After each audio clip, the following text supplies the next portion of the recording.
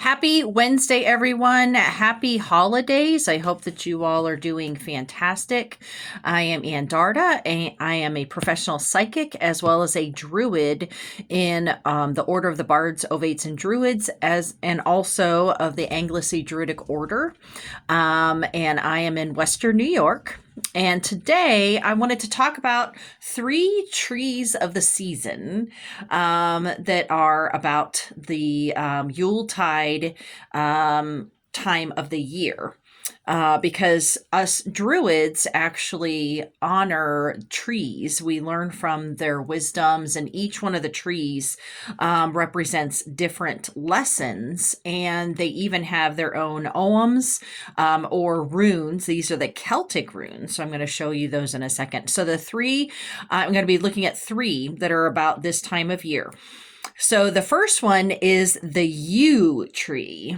And so the yew tree this is the Celtic runes as opposed to the Nordic runes. The Celtic runes has the one line down and then 5 across. Okay. So the yew tree is the guardian of the door of rebirth. It is symbolic of the death of the year, and it is all about divination. It is poisonous. Okay, so there aren't any healing properties that I'm going to be talking about concerning the yew tree. It will actually cause death. Okay, so it represents death. It was part of churchyards and cemeteries, and this is in England. This is the English yew. And so, but what does it represent? It represents endings, beginnings, rebirth. It is the birth, death, cycle. And, as far as the technical aspect of the yew tree, it is a hard wood. And so it was used in a lot of furniture because it was very durable. Okay. So that is the first tree that is of this time of year, and it is very significant at the winter solstice because it is about that new beginning of the year. The second tree that I'm going to talk about is the pine tree, and so this is the rune for pine. It is just basically one line down and then one smaller line across, and so the pine represents foresight, purification, new beginnings, and its healing properties. It's very much about the lungs. It is healing of the lungs. It is good for pneumonia, lung problems, bronchitis. It's a bronchial disinfectant. It's an antiseptic and expectorant. It soothes irritations of mucous membranes within the lungs. And so from the healing perspective, it also has spiritual significance to it. It cleanses your space, especially during the winter months, because we all have energy. We create energy, and in our homes, we can build up negative energy just by, having a bad day and not feeling well, especially if you're not feeling well, that also has a lot of that energy there. And so just burning some pine resin or the needles themselves, that can actually be a good cleanser for your home. And so the pine, it promises the new beginning of the year. It's at winter solstice. It's looking at the new solar year, and it also represents foresight and seeing the bigger picture. So pine trees can get very, very, very tall. So if you were up at the top of a tree, up at top of a pine tree, then you can see the layout of the land and see the larger picture. Okay, so that's also how pine is very helpful energetically and spiritually in our lives, because it can help us see the bigger picture instead of us being stuck. And that saying, we can't see the forest for the trees. I mean, that's exactly what that is that you're too caught up in your own little bit here to see the bigger picture. Okay. And then the final tree that I'm going to talk about that's the Yuletide tree is the holly tree.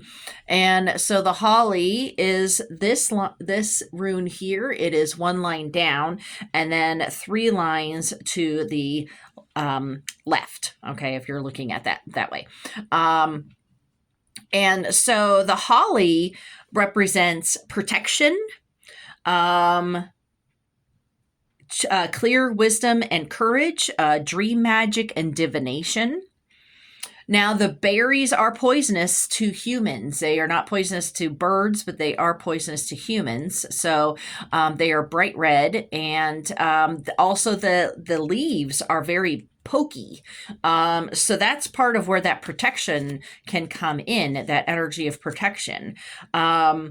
And the holly tree is a very fiery tree. That's that energy there of that tree. It's fire and courage energy. The wood burns super fast and hot. So a lot of the times the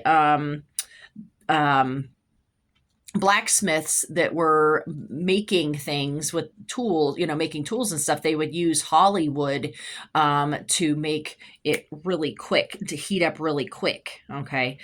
Now, the holly is honored at winter solstice to protect the newborn sun god. So this may sound familiar to you. Just about all cultures around the world, the ancient cultures had a sun god that was born at the winter solstice. That may sound familiar to another major holiday of some sort. And so the prickly leaves and the prickly leaves are protection, and the red berries are warning signs. That's the protection of that sun god. And even the song, the holly and the ivy, it's a very old song. It has pagan roots to it, because the holly and the ivy are the male and female energies because they grow together. And so the holly is the masculine divine, and the ivy is the feminine divine. And so that's what that song is about, is the two plants that are very important at this time of year, that signify very different things, the feminine and masculine. So these are just 3 trees that are significant here at Yuletide. And if you are interested at all in Druidic or nature-based spiritual paths, there are many different books and oracle decks and groups. You do not have to join a group, though. I mean, I am a part of Order of the Bards, Ovates, and Druids. It's called OBOD, but I'm also in the Anglice Druidic Order, which is part of Wales.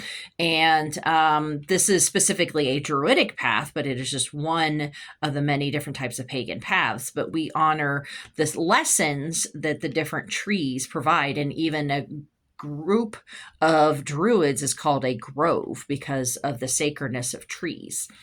So I hope that this is helpful to you. The pine tree and the evergreens are very much symbols of rebirth, because they're the only trees that have any growth on them in the wintertime. And that would give great hope to the ancient people when everything seemed to be all dead or in hibernation. And so just these different trees with their different properties absolutely would, teach people in ancient times as well as today. We can learn many different things today about these trees. And so I hope that these little lessons are helpful to you. You have a wonderful Yule, which is going to be on Sunday this year. And I will see you all next week. All right. Bye-bye.